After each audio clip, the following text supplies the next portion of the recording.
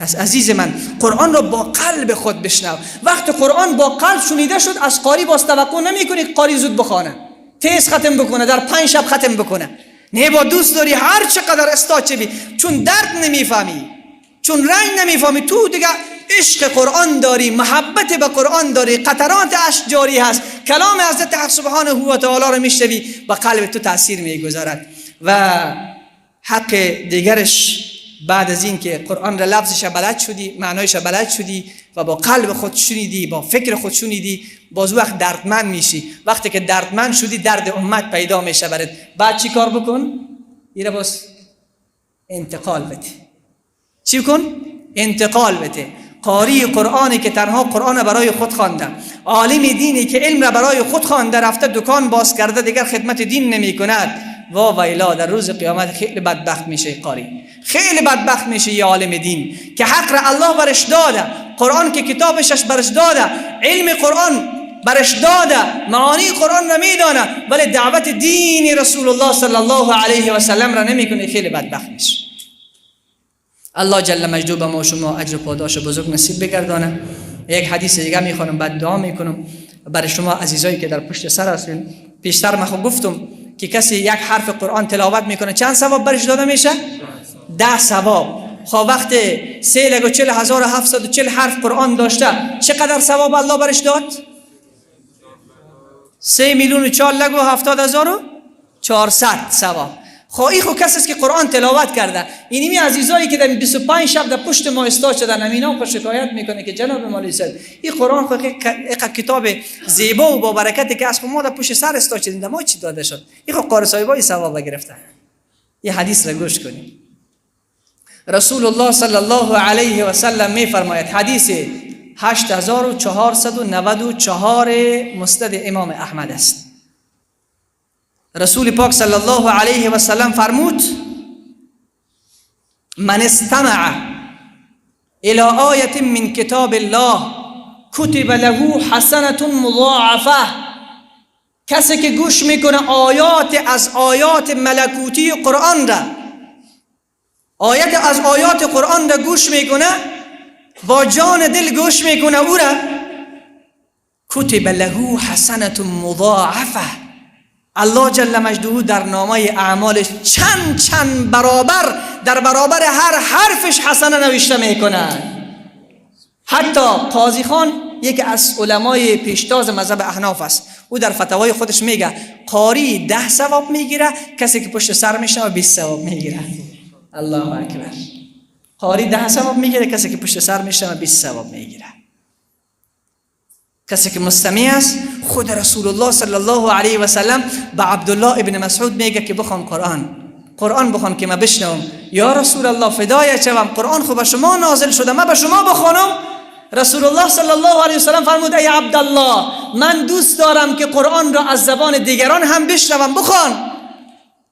حضرت عبدالله ابن مسعود میگه سوره نساء را شروع کردم، میخواندم تا اینجا رسیدم. فکیف اذا جئنا من كل امه بشهید. میگه وقتی به این آیه رسیدم، آیه 40 از سوره نساء است، میگه به طرف نازنین محبوب ما رسول الله صلی الله علیه و سلم نگاه کردم که قطرات اشکش جاری بود و من گفتم: ای عبدالله بس کن. قرآن این اندازه فضیلت داره، شنوندهش هم مبارک است، خوانندهش هم مبارک است. حتی سیدنا علی رضی الله تعالی عنه از رسول الله صلی الله علیه و سلم نقل میکنه: من قرأ القرآن فاستظهره. کسی قرآن میخواند و به قرآن عمل میکند، حلال قرآن را حلال، حرام قرآن را حرام میداند، چی میشود؟ شفع فی 10 من اهل بیته. الله جل مجده 10 نفر را در روز قیامت که واجب جهنم است، که قرار است با آتش جهنم بسوزد، همین کسی که قرآن خوانده و به او عمل کرده، به همین قاری قرآن، یکی حافظ است یکی قاری هست. حافظ کسی که 30 پاره حفظ میکنه، قاری کسی که قرآن تلاوت میکنه. یعنی کسی که قرآن تلاوت کرده و به او عمل کرده، در روز قیامت الله جل مجده 10 نفر از اهل خانوادهش که واجب جهنم است، یعنی قرار است باید به جهنم برود، الله جل مجدو به برکت شفاعت اینمی قاری قرآن 10 نفر به جنت میفرستد. 10 نفر که وجبت له النار، واجب است بر از او جهنم، الله جل مجدو به برکت شفاعت همین قاری که قرآن تلاوت کرده، نه حافظ، قاری قرآن تلاوت کرده و به او عمل کرده، الله جل مجدو او را همون 10 نفر را به برکت شفاعتش به جنت میبرد. انشالله تعهد میبندیم که بعد از این تعامل خود را با قرآن جور میکنیم، رفاقت خود را با قرآن جور میکنیم. قسمی که رفاقت با ریاضی داریم، رفاقت با انگلیسی داریم، رفاقت با جغرافیا داریم، رفاقت با کامپیوتر داریم، از این بیشتر خود را رفیقی چی میگردانیم؟ قرآن میگردانیم. وقتی قرآن را به همراه خود رفیق کردی، صاحب قرآن کی هست؟ الله. الله هم رفیقت میشه. چرا؟ فذکرونی اذکرکم، بندگان من مرا یاد کنین. یاد خدا به کجا میشه؟ به قرآن. فذکرونی، مرا یاد کنین، اذکرکم، شما را یاد میکنم. وقتی که ما الله را یاد کردیم معیت پیدا میشه.